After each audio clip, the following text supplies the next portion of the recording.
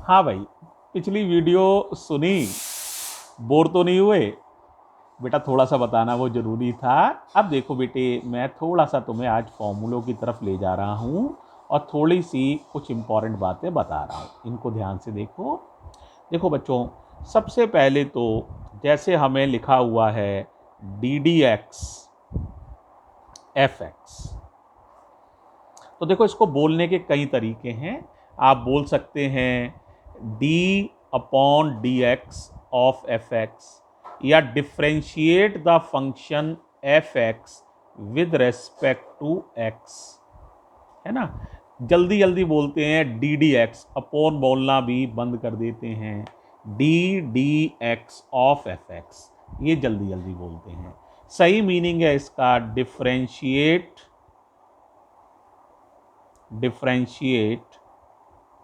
the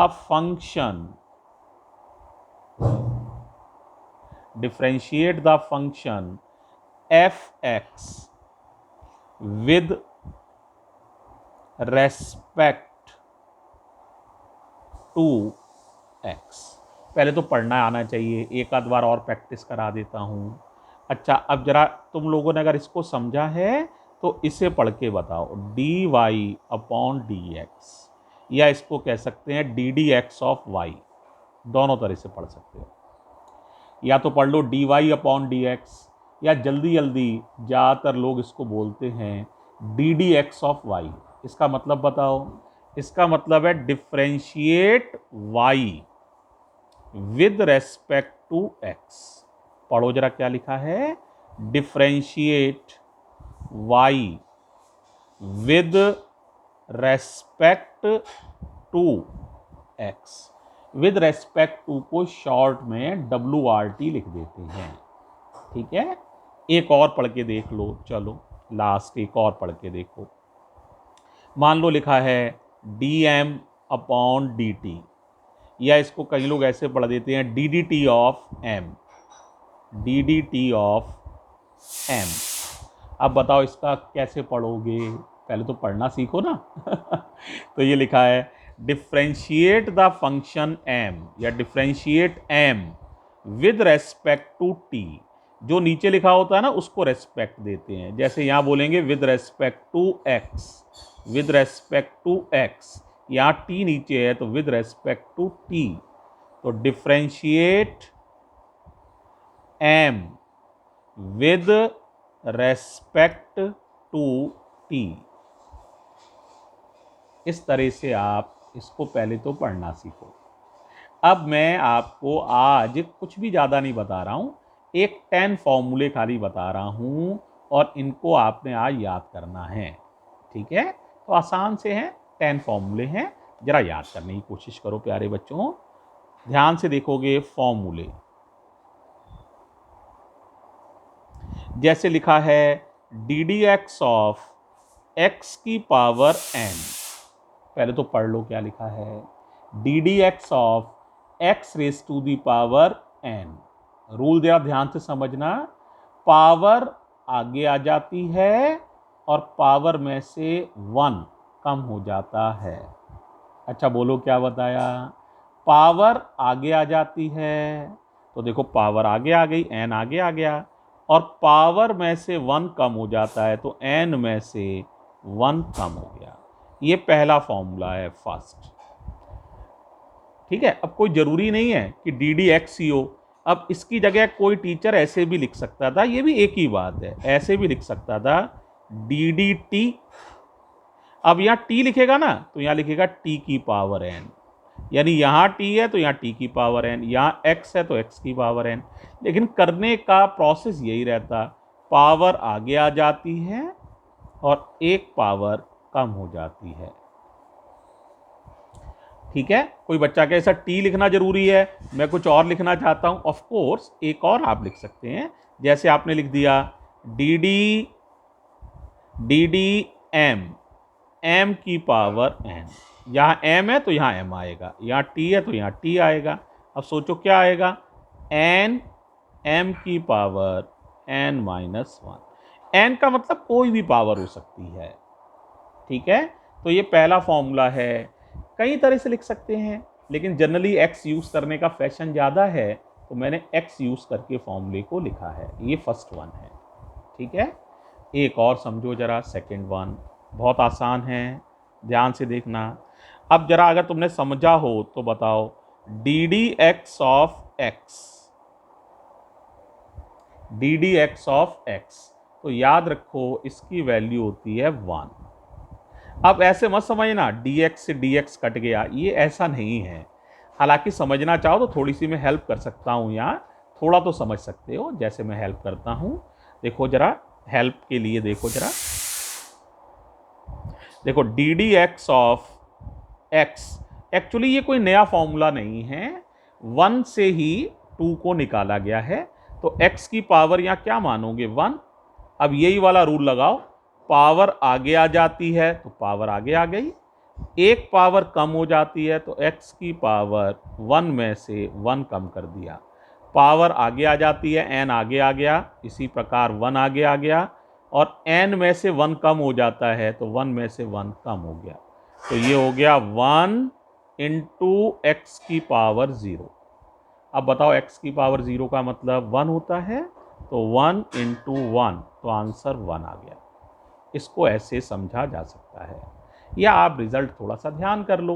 तो अभी तक कितने फॉर्मूले याद किए भाई, 2।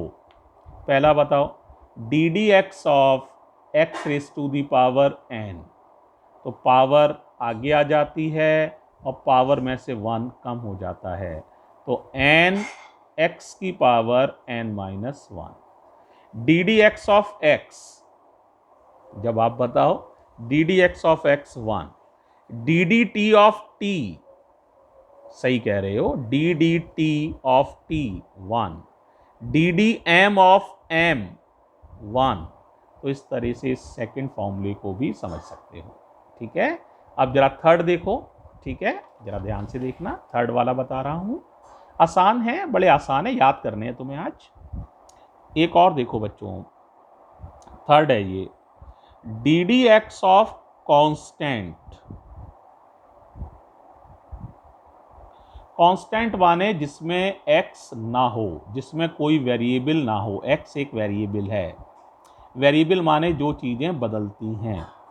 कांस्टेंट जैसे D D x of 3, D D x of 5, D D x of pi, तो ये कांस्टेंट कहलाते हैं। कांस्टेंट का डिफरेंशिएशन 0 होता है। D D x of constant अकेला कांस्टेंट होना चाहिए, ये ध्यान रखना, यहाँ उसके साथ x बिल्कुल लगा हुआ नहीं होना चाहिए।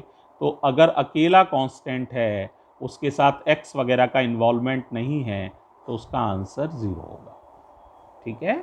एक और देखो जरा, आसान सा ही ले रहा हूं, D D x of sine x.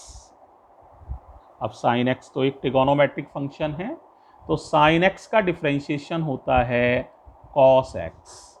बताओ क्या डिफरेंशिएशन है, साइन एक्स का डिफरेंशिएशन है कॉस एक्स।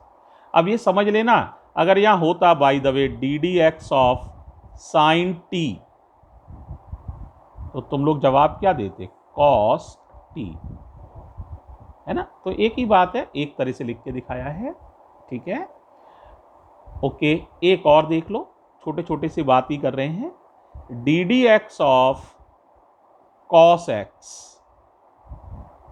कॉस एक्स को डिफरेंशिएट करना है विद रेस्पेक्ट टू एक्स, तो कॉस एक्स का डिफरेंशिएशन होता है माइनस साइन एक्स।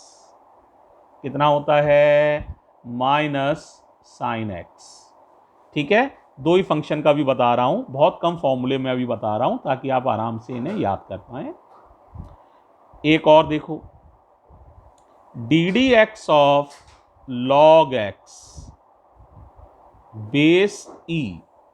ये बेटे एक मैथमेटिकल बहुत इंपॉर्टेंट फंक्शन है, इसे हम नेचुरल लॉग भी कहते हैं, कई बुक्स इसको ऐसे भी लिखेंगी, D D x of L N X. L N का मतलब लॉग ई कह लो या एल एन कह लो, नेचुरल लॉग, इनका मतलब एक ही है। तो यही चीज को यहां द्वारा लिखा गया है। इसका आंसर होता है D D x of log X 1/x। याद कर लो, D D x of log X equals to 1/x। ठीक है, यहाँ मैं एक बात और बता देता हूँ बेटा, एक्स्ट्रा है ये थोड़ा सा। लॉग भी दो टाइप के होते हैं, आगे पढ़ोगे। लॉग दो टाइप के होते हैं। एक लॉग वो होते हैं जिनका बेस 10 होता है, जिनका बेस 10 होता है, और एक लॉग वो होते हैं जिनका बेस ई होता है। ई भी एक फंक्शन होता है, आगे पढ़ोगे बेटा, मैथ्स का डिटेल है ये, फिलहाल तो थोड़ा सा समझ लो। ई को एक्सपोनेंट कहते हैं, ये एक फंक्शन होता है, आगे डिटेल पढ़ोगे, फिलहाल याद रखो। वैसे लॉग दो टाइप के होते हैं। एक लॉग को दूसरे में बदला भी जा सकता है, जैसे मैं इसको इसमें बदलना चाहूँ तो बदल सकते हो। अगर लिखा हो log x बेस ई, तो कन्वर्जन फैक्टर होता है 2.303 log x बेस 10। ये बेटा मैथ्स के स्टेप हैं, ये मैंने थोड़ा सा वैसे ही बता दिए हैं जानकारी के लिए। इनका डिटेल मैथ्स में आएगा, मैथ्स वाले टीचर इसको डिटेल बताएंगे। अभी हम बहुत ज़्यादा डिटेल बताने की स्थिति में नहीं हैं यहाँ पर, थोड़ा सा मैंने बता दिया है बच्चों की थोड़ी सी क्यूरियोसिटी को देखते हुए। बाकी डिटेल मैथ्स में बताएंगे टीचर्स। ठीक है, तो फिजिक्स के लिए ये आउट ऑफ सिलेबस है, बस इतना तुम्हें जानना है। 6 फॉर्मूले हो गए हैं ये। ठीक है, अब बच्चों आपको फॉर्मूले 7, 8, 9, 10 ये और बच्चे हैं, ये भी मैं बता रहा हूँ अगले वीडियो में। ठीक है।